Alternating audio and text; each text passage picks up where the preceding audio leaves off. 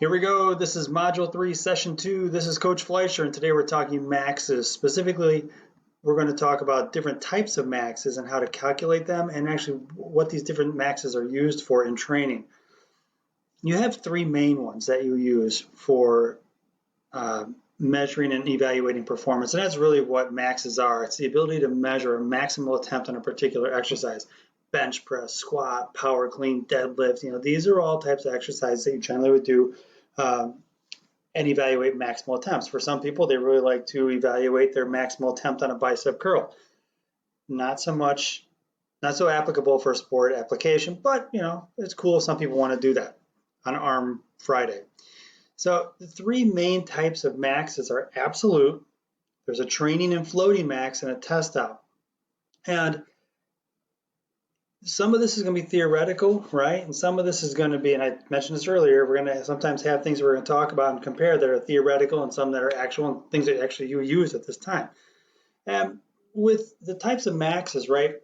Absolute maxes, if you based it and looked at somebody's complete genetic potential, right? They chose great parents, they're both athletic, they're super strong, and they end up having a son or a daughter who, when they work out, are super duper strong pound for pound. Well, that's basically on the genetic attributes that are provided to them from the parents, right?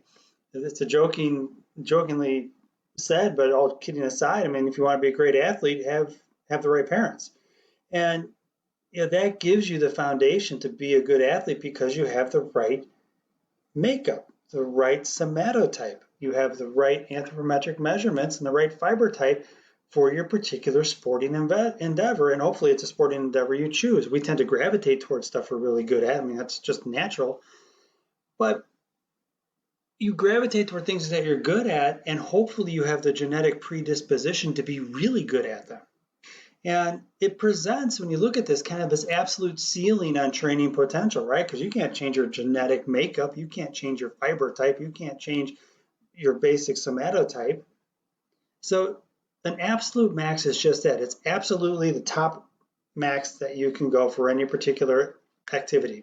Bench press, squat, power clean, deadlifts, sprinting, box jumps, whatever it is. You have this genetic ability to run, throw, catch, lift, jump at a certain potential. This is a theoretical component.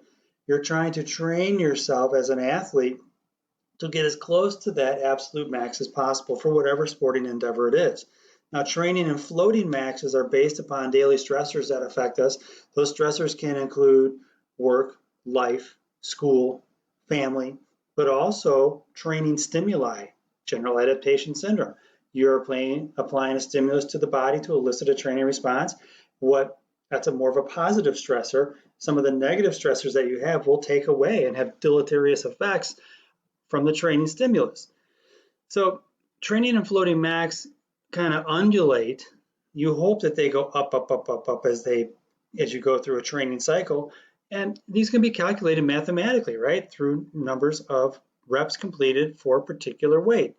And where this is of benefit is, say, if you have a younger child or perhaps somebody who is deconditioned and they've not worked out in a while, you wouldn't want them to try to do a 1 rep max as seen in a test out.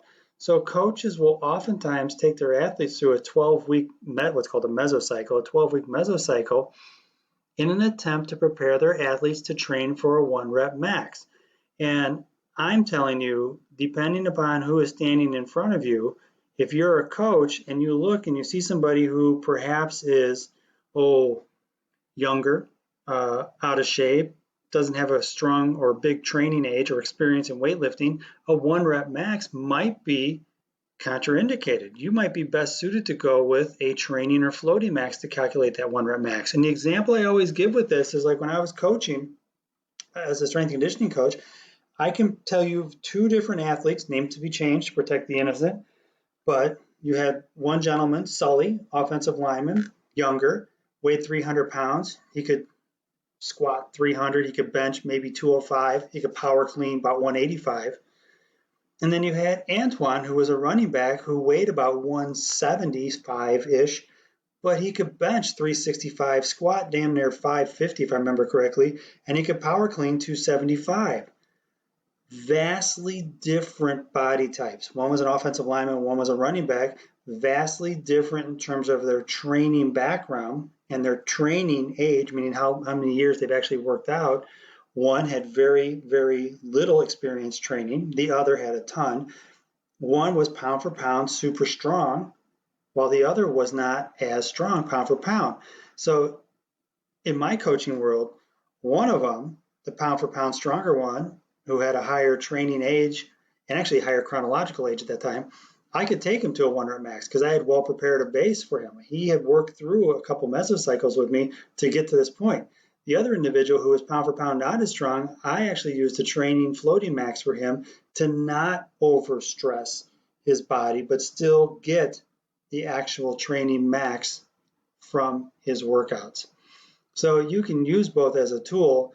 I think many times coaches, especially at the high school level, will come in, they want all their athletes to test out. It's a great test out day. We're going to be strong today. And they blow their athletes out of the water when they need not do that. They could actually do the, as you will see, the training floating max, and it's quite effective. So if we look at these graphically, right, and this gets a little bit quirky and gets kind of into theoretical here, but absolute max, that's your ceiling going across top in that blue, right? And that's what your parents gave you. Shake what your mama gave you, right? That's it for any particular activity. When you look at floating and training max, you have this kind of max that runs along, and you're trying to place a stimulus along on the body to elicit a training response, and it becomes a little bit overtrained, and you try to have it where when you actually test out, you bring this person with their training floating max closer and closer and closer to a test out max. Now those become kind of like separate over time, and then as you get closer and closer to a test out in terms of your reps and sets, or perhaps over T time on the bottom of this scale here, you would have week 1, week 2, week 3, week 4, week 5, 6, 7, 8, 9, 10, 11, 12. Your goal is to drive the training stimulus and get the training response to the point where when you actually test them out, you've pushed them right to the right point where the training loads are correct, where they are actually well prepared to do a test out max if you wanted to do that with your more advanced athletes. I want to point out something in particular here. One, I'm very well aware this is red and that's in black, but I want to point out this. High-end athletes, top tier, we're talking Olympic level athletes, will work arduously, continuously, extremely hard to eke out maybe a 0.5% of performance gain over 12 weeks, maybe. Whereas earlier in a training program, or even over multiple years, a quadrennial type program, 4 years or better, if you're a college strength coach, you see your athletes for 4 years, so you know it's quadrennial. You know the early stages, they're going to get great results because they're going through their bodies, going through the learning curve on how to actually work out and train correctly and adapt correctly to a stressor that's placed on it.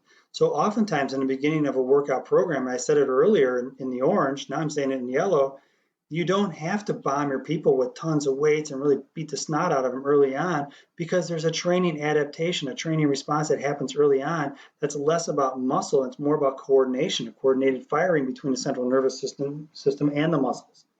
So keep in mind, early training programs, you'll see a greater or steeper training results curve, right, from a stimulus that's placed on it.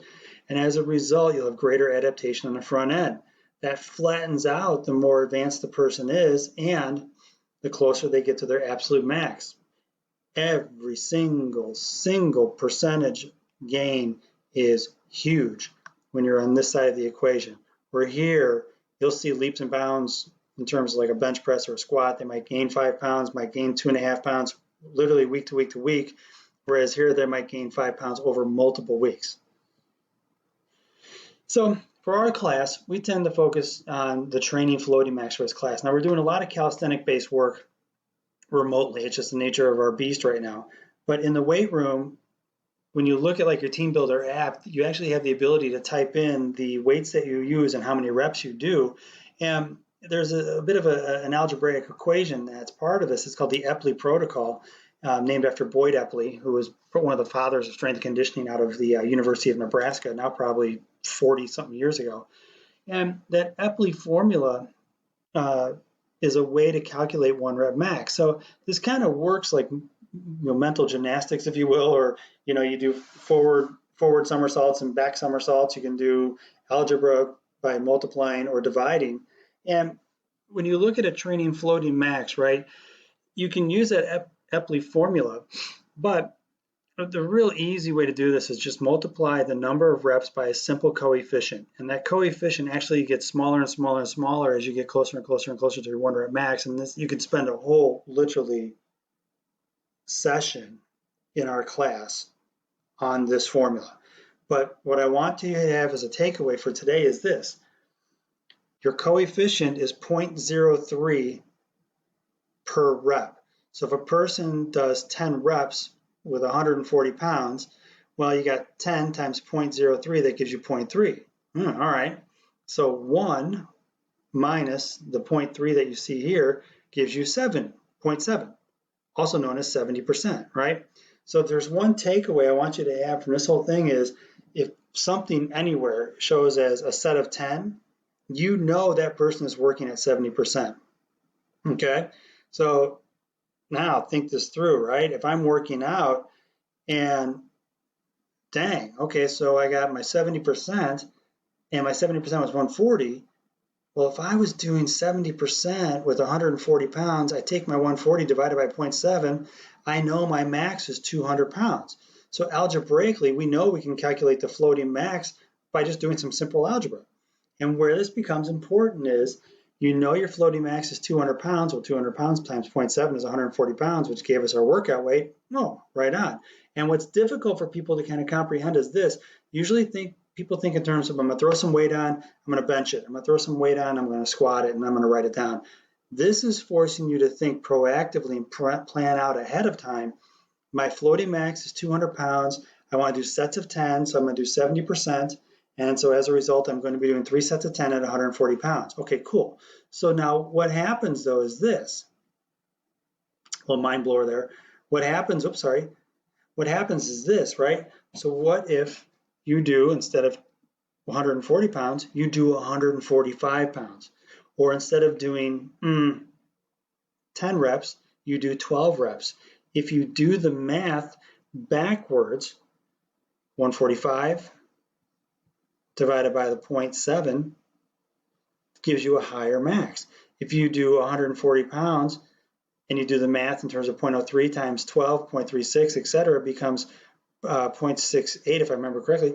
You know your max got greater, got bigger, got heavier. So end of story.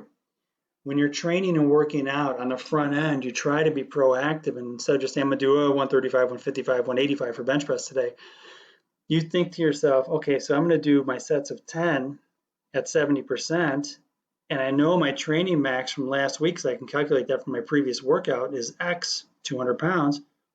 I can multiply it by these percentages. It's going to yield me 140 pounds. All right, cool, I got this, right? That's becoming more proactive. And instead of just being somebody who dictates notes and writing down what you've done, you're actually planning the correct training stimulus to place on the body to get the response you want. That is the big difference here. And in here, I always talk about this with students when we do team builder. You're filling out the weight, you're filling out the reps, and if it prescribes 6 reps and you do more than that, or if it asks for 10 and you do 12, you know fundamentally you got stronger.